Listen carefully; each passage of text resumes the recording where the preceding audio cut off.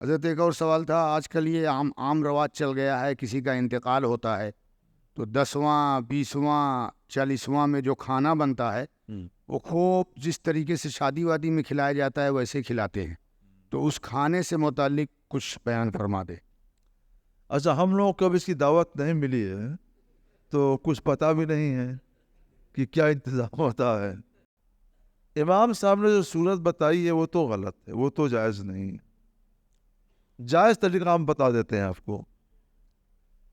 میت کو ثواب کی حاجت ہوتی ہے، ایصال ثواب کریں، ثواب پہنچائیں، تو قرآن خوانی کے ثواب پہنچائیے، کھانے کے ثواب پہنچائیے، مٹھائی کے ثواب پہنچائیے، سب کرنا چاہیے، مگر سادہ طریقے سے، ٹھیک ہے نا؟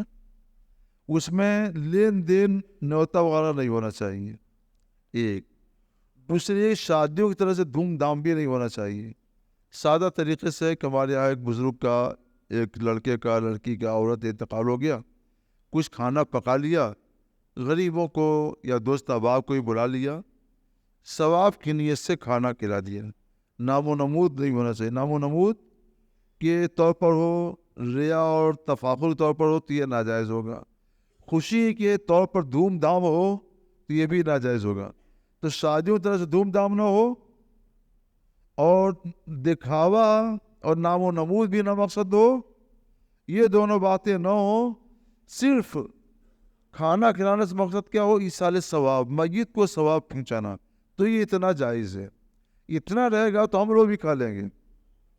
اس کی پوری تحقیق کی ہے اعلیٰ حضرت امام احمد رضا علیہ رحمۃ و رضوان نے فتاوی رضویہ جلد 4 میں، چوتھی جلد میں، جو سنی دور اشاعت مبارکپور سے چھپی ہے، امام اور رضا اکیڈمی سے بھی چھپی ہے، اس میں ایک بہت تفصیلی فتویٰ ہے حضرت علیہ رحمۃ کا۔ تو وہ لکھتے ہیں کہ سادہ طریقے پر جو کھانا پکے گا اور وہ شادیوں طرح سے دھوم دھام نہ ہو اور نام و نمود، ریا، دکھاوا نہ ہو، تو ایصال ثواب کا کھانا، ایصال ثواب کھانا جائز و درست ہے، کیونکہ اس کا ثواب ملے گا، اس کھانے کا ثواب ملے گا۔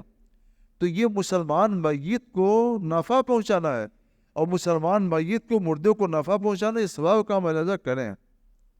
اب یہ سوال یہ آیا کہ اس کھانے کو جو جائز ہے صرف غریب کھائے کہ مالدار بھی کھا سکتے ہیں، مولانا بھی کھا سکتے ہیں، طلبہ بھی کھا سکتے ہیں؟ تو اعلیٰ فرماتے سب کھا سکتے ہیں، امیر، غریب، عالم، عوام سب کھا سکتے ہیں، طلبہ سب کھا سکتے ہیں۔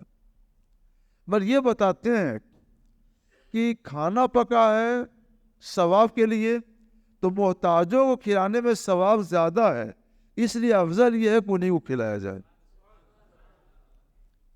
امیر کو کھلائیں گے تو بھی ثواب ملے گا، یہاں تک کہ حدیث پاک میں تم اپنی بیوی کے منہ میں ثواب کے لیے جو لقمہ ڈالو گے تو یہ بھی صدقہ، اور اس کا بھی ثواب ہے، اس کا بھی ثواب ہے، نیت ہونا چاہیے۔ مگر جب ثواب کے لیے کھانا پکا ہے تو اس میں ثواب زیادہ، وہ کام کیا جائے، اور محتاجوں کو کھلانے میں ثواب زیادہ ہے، لہذا محتاجوں کو کھلانا چاہیے۔ لیکن اگر آپ محتاجوں کو بھی کھلائیں، دوست احباب کو بھی کھلائیں، طالبہ علماء کو بھی کھلائیں، تو کوئی بات نہیں، یہ بھی جائز و درست ہے۔ دو باتوں کا لحاظ رکھیے گا، ایک شادیوں کی طرح سے دھوم دھام نہ ہو، اور دوسرے نام و نمود اور ریا کے طور پہ نہ ہو، سادہ طریقہ ہو۔